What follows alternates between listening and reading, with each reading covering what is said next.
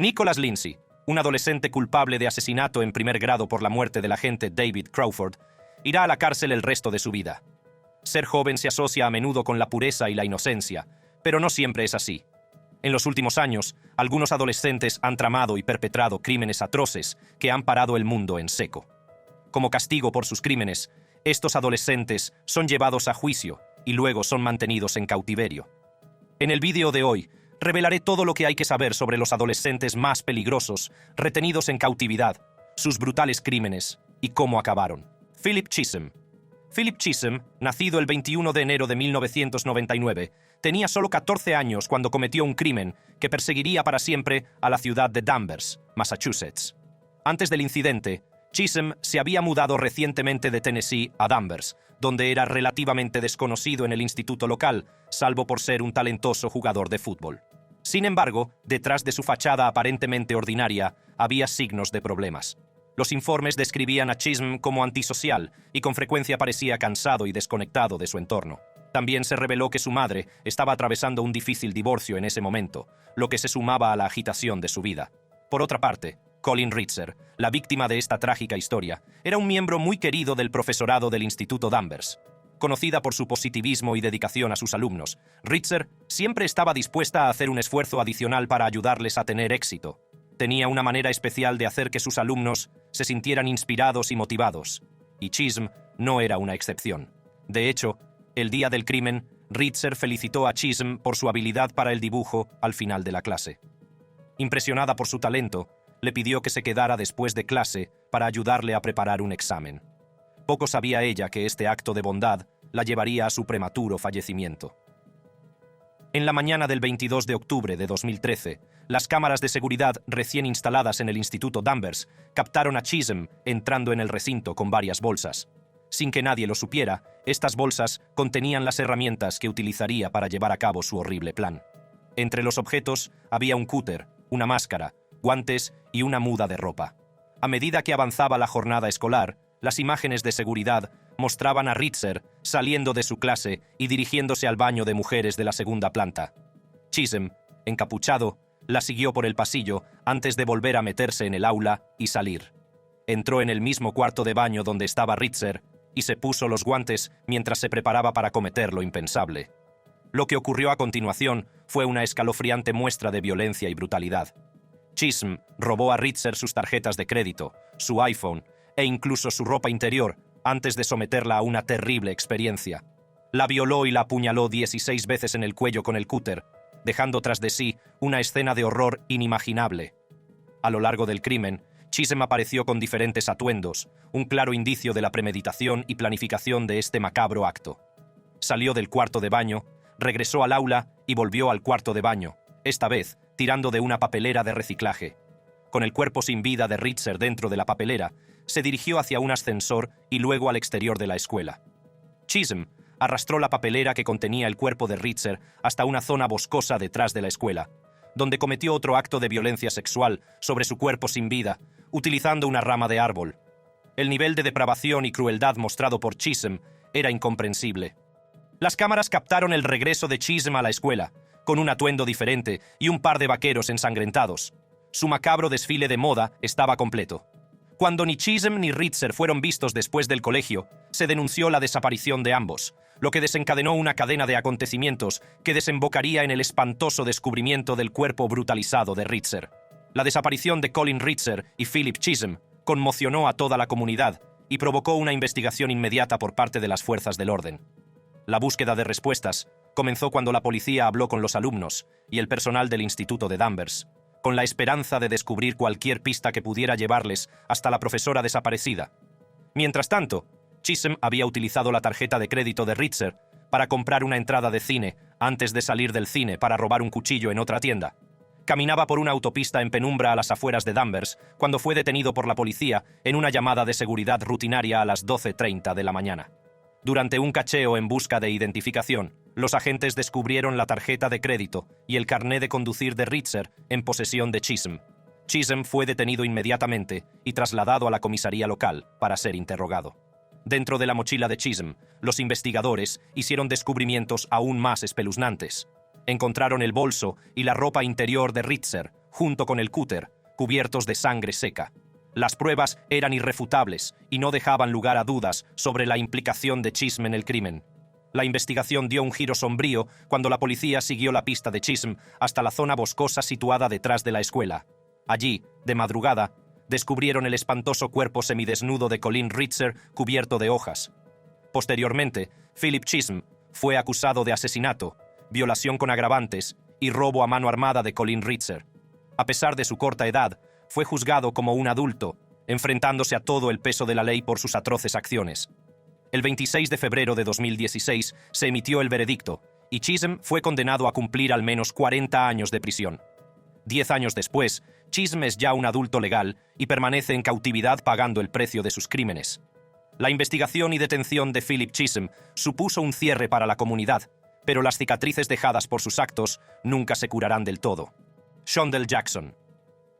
Nacido en un mundo de pobreza y violencia, Shondell Jackson se enfrentó a numerosos retos desde una edad temprana que acabarían conduciéndole por el camino del crimen y la destrucción. Al crecer en un barrio asolado por la pobreza, Jackson se vio rodeado de las duras realidades de la vida. La falta de oportunidades y recursos le obligó a valerse por sí mismo desde muy joven. Con unos padres ausentes y una orientación mínima, encontró consuelo en las calles, donde conoció un mundo de delincuencia y desesperación. La influencia de las calles era innegable, y Jackson no tardó en caer en una peligrosa banda conocida por sus tácticas despiadadas y su desprecio por la vida humana. El atractivo del poder y el respeto le arrastró a una vida de delincuencia, en la que se vio envuelto en una red de violencia y actividades ilegales. Se dedicó a pequeños robos, tráfico de drogas y otras actividades ilícitas para sobrevivir en un mundo que ofrecía pocas esperanzas. La constante exposición a la violencia y la necesidad de protegerse le llevaron a adquirir la reputación de individuo peligroso.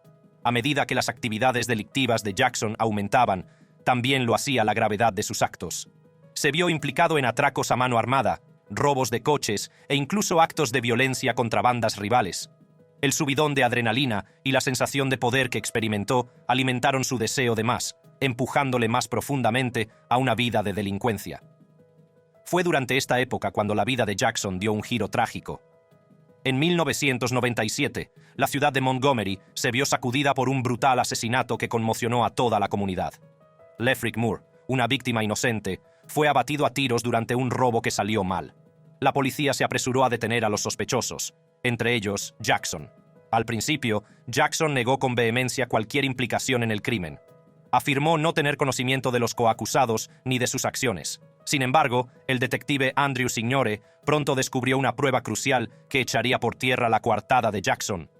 En el interior del vehículo robado utilizado en el atraco, Signore descubrió un vaso de Dairy Queen con las huellas dactilares de Jackson. Ante esta prueba irrefutable, a Jackson no le quedó más remedio que confesar.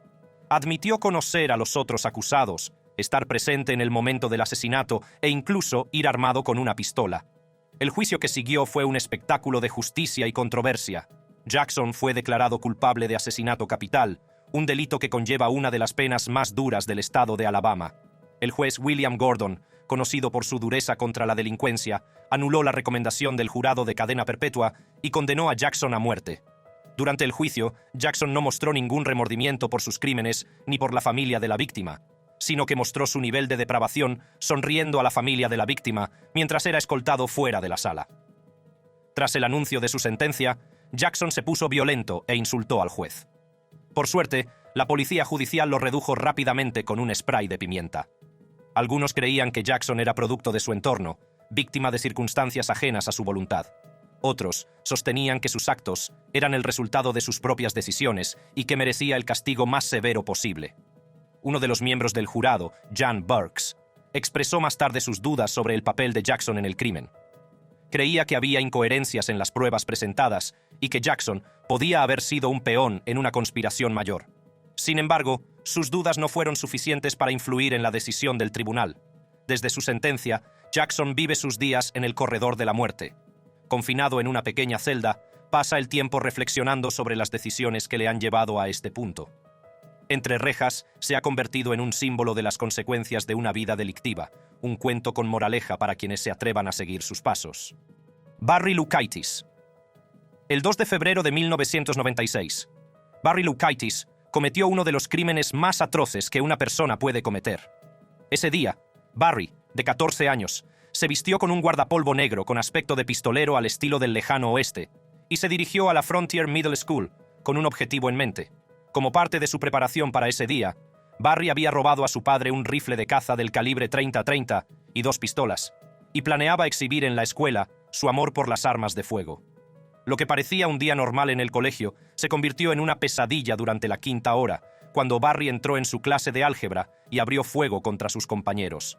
En el incidente, mató a tiros a 2 alumnos de 14 años, Arnold Fritz y Manuel Vela Jr. También hirió a otra alumna, Natalie Hintz, que recibió un balazo en el brazo derecho y otro en el abdomen. Pero ahí no acabó su brutalidad. Barry se fijó entonces en su profesora de álgebra, Leona Caires, y le disparó una bala mortal en el pecho. Por horrible que parezca, Barry parecía estar divirtiéndose mientras toda la escuela estaba sumida en el shock y el miedo. Durante los minutos siguientes, el joven Barry se sintió poderoso e imparable hasta que otro profesor, John Lane, entró corriendo en la clase y lo encontró reteniendo a sus compañeros como rehenes. Sabía que se había pasado de la raya con la ley, así que planeó utilizar a sus compañeros como escudo humano para garantizar su huida a salvo. Sin embargo, las cosas cambiaron cuando Lane se ofreció valientemente como rehén y convenció a Barry de que soltara a sus pobres compañeros. Barry soltó a sus compañeros y dirigió su arma hacia Lane, sin saber que Lane intentaba tenderle una trampa. Barry no tardó en perder el control de la situación, cuando Lane le sorprendió cogiéndole la pistola. Los dos lucharon por el control del arma durante unos minutos antes de que Lane consiguiera someter a Barry. Como ahora tenía la sartén por el mango, Lane tomó el control de la situación y sujetó a Barry mientras los estudiantes eran evacuados y hasta que la policía llegó a la escuela. Más tarde se supo que la vida de Barry había pasado por un mal momento el año anterior. Sus padres se habían divorciado recientemente y la familia se estaba convirtiendo en algo que él no podía comprender. Para colmo, su madre se había tomado mal el divorcio y le desatendía. La situación era tan mala que a menudo hablaba de quitarse la vida. Incluso le dijo a Barry que él también tendría que suicidarse con ella. Dijo que habían planeado hacerlo el día de San Valentín de ese año, pocos días después de que él cometiera el crimen. Durante el juicio, los abogados de Barry contrataron a un psicólogo que diagnosticó que padecía depresión o trastorno bipolar. Sin embargo, el caso fue distinto con el psiquiatra de la acusación, que diagnosticó a Barry trastorno distímico. También se señaló que Barry había padecido depresión clínica relacionada con su linaje familiar. En septiembre de 1997, Barry fue declarado culpable de asesinato en primer grado, asesinato en segundo grado, intento de asesinato en primer grado y 16 cargos de secuestro con agravantes. Fue condenado a 2 cadenas perpetuas más 205 años, sin posibilidad de libertad condicional. En cumplimiento de su condena, Barry permanece en cautividad hasta el día de hoy. Alyssa Bustamante. Alyssa nació en un mundo de caos e inestabilidad. Sus padres, Michelle y César Bustamante, sufrieron adicciones y fueron encarcelados, por lo que Alyssa y sus 3 hermanos pequeños quedaron al cuidado de sus abuelos. A pesar de los contratiempos de su educación, Alyssa parecía una adolescente normal. Destacaba académicamente, sacaba sobresalientes y notables en el colegio e incluso participaba en varias actividades juveniles en la Iglesia de Jesucristo de los Santos de los Últimos Días. Para los que la rodeaban, era una chica normal, dulce y querida, pero a puerta cerrada surgió una Alyssa diferente. Empezaron a aflorar sus problemas de salud mental, que la llevaron a un intento de suicidio en 2007. Tras pasar un tiempo en un hospital psiquiátrico, le recetaron antidepresivos para ayudarla a controlar la depresión. Sin embargo, la oscuridad en su interior siguió creciendo. La verdadera naturaleza de Alyssa empezó a revelarse en Internet. Sus cuentas en las redes sociales mostraban una imagen inquietante de sus pensamientos y deseos. En Twitter expresaba un odio profundamente arraigado hacia la autoridad, y en sus perfiles de YouTube y MySpace aparecían aficiones que provocaban escalofríos a quienes se topaban con ellas. Matar gente y cortarse. Y entonces, aquel fatídico día de octubre de 2009, Alyssa dejó que sus demonios la llevaran hasta Elizabeth Olten, una niña de 9 años que vivía a pocas casas de distancia de Alyssa. Elizabeth jugaba a menudo con Alyssa y sus hermanos, sin ser consciente de la oscuridad que acechaba a su amiga. Aquel día, Elizabeth le rogó a su madre, Patricia Price, que la dejara ir a jugar a casa de Alyssa. Patricia no sabía que sería la última vez que vería a su hija con vida. Alyssa atrajo a Elizabeth a una zona boscosa, y en esos bosques surgió la verdadera naturaleza de Alyssa. Estranguló a Elizabeth, cegando la vida de la joven con sus propias manos. La brutalidad no terminó ahí. Alyssa degolló a la chica y la apuñaló varias veces en el pecho, extinguiendo cualquier atisbo de esperanza de supervivencia para Elizabeth. Una vez consumada su oscura hazaña, Alyssa procedió a enterrar el cuerpo sin vida de Elizabeth en una tumba poco profunda que había preparado en el bosque detrás de su casa. Fue una muestra escalofriante de la frialdad que residía en su interior. Al día siguiente, cuando la comunidad empezó a darse cuenta de que Elizabeth había desaparecido, comenzó la investigación sobre su desaparición. El FBI se involucró, y todas las miradas se volvieron hacia Alyssa, la última persona vista con Elizabeth. El comportamiento de Alyssa durante el interrogatorio levantó sospechas. Sus respuestas evasivas y el descubrimiento de un agujero poco profundo detrás de su casa, aparentemente en forma de tumba, intensificaron la atención sobre ella. Pero Alyssa mantuvo su inocencia, alegando que simplemente le gustaba cavar agujeros. A medida que avanzaba la investigación, las autoridades hicieron un descubrimiento escalofriante. Detrás de la casa de los Bustamante se encontró otra fosa poco profunda, cubierta de hojas. En su interior yacía el cuerpo sin vida de Elizabeth Olten, confirmando los peores temores de todos.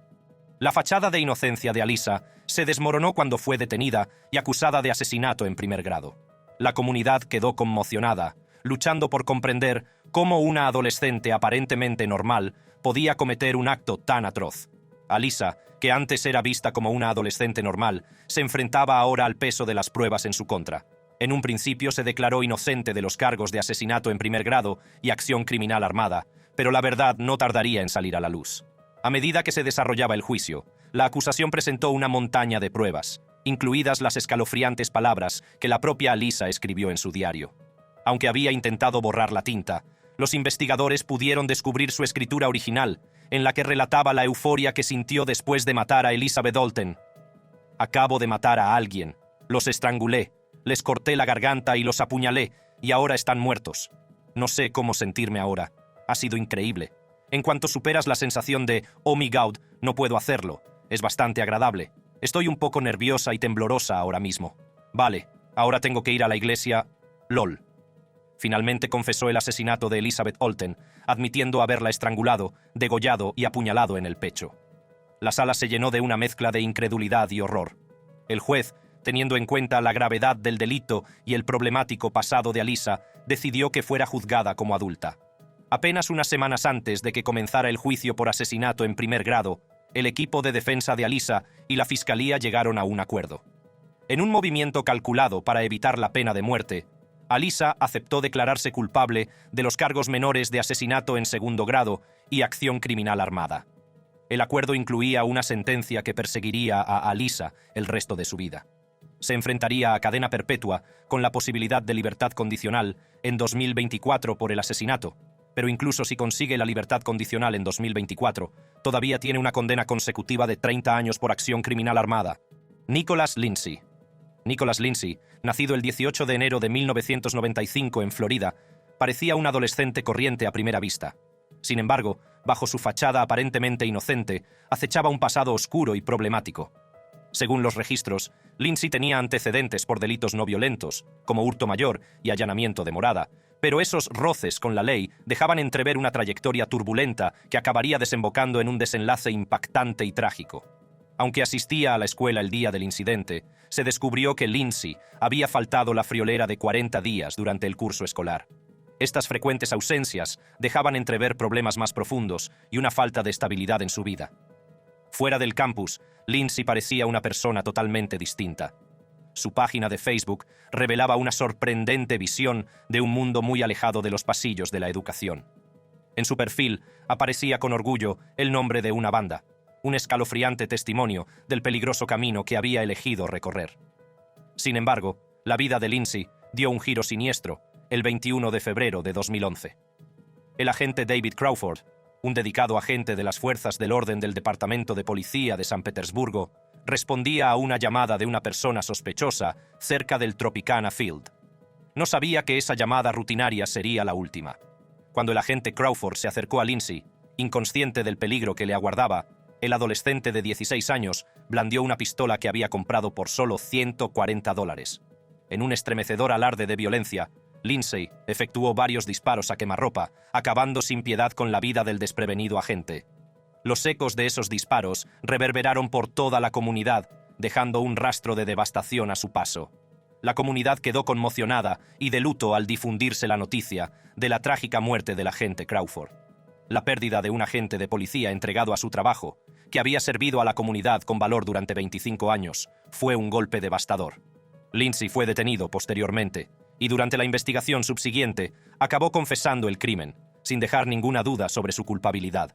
Las pruebas contra él eran abrumadoras y fue acusado de asesinato en primer grado. El peso de sus actos no tardaría en caer sobre él. El juicio que siguió fue un calvario para todos los implicados. Lindsay, a pesar de su edad, fue juzgado como un adulto, afrontando todas las consecuencias de sus actos. La sala del tribunal se llenó de tensión y dolor a medida que se iban desvelando los detalles del crimen. Durante el juicio, la reacción de Lindsay ante el tribunal fue una escalofriante muestra de indiferencia. Apenas mostró remordimiento por sus actos, lo que ahondó aún más las heridas de los afectados por su crimen. A pesar de la abrumadora evidencia en su contra, el equipo legal de Lindsay lanzó una apelación, con la esperanza de anular su condena o asegurar una sentencia reducida. Argumentaron que Lindsay, a pesar de su turbulento pasado, mostró signos de rehabilitación durante su estancia en prisión. Señalaron la obtención del GED y su participación en diversos programas educativos como prueba de su potencial de cambio. Sin embargo, la acusación discrepó vehementemente, presentando informes disciplinarios del Departamento Correccional de Florida que pintaban un panorama diferente.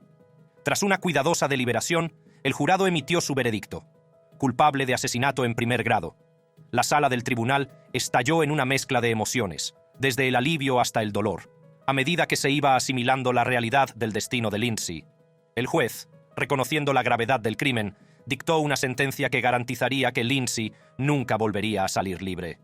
Lindsay fue condenado a cadena perpetua sin posibilidad de libertad condicional, un castigo acorde con la gravedad de su delito.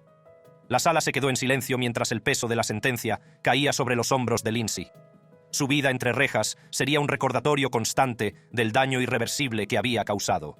El juez, tras considerarlo detenidamente, denegó la petición de reducción de condena. Hizo hincapié en que las acciones de Lindsay desde el asesinato no reflejaban un gran potencial de rehabilitación. La sala se quedó en silencio cuando la realidad del destino de Lindsay volvió a apoderarse de él. Martise Fuller y Kaylee Juga eran solo estudiantes de primer año cuando se cruzaron por primera vez en el Instituto Bradford de Kenosha, Wisconsin. Lo que empezó como un romance adolescente, aparentemente inocente, se convirtió rápidamente en una pesadilla. Poco a poco, la posesividad y el comportamiento controlador de Martise empezaron a aflorar, ensombreciendo su relación. A medida que la relación avanzaba, el comportamiento de Martise se hizo cada vez más alarmante.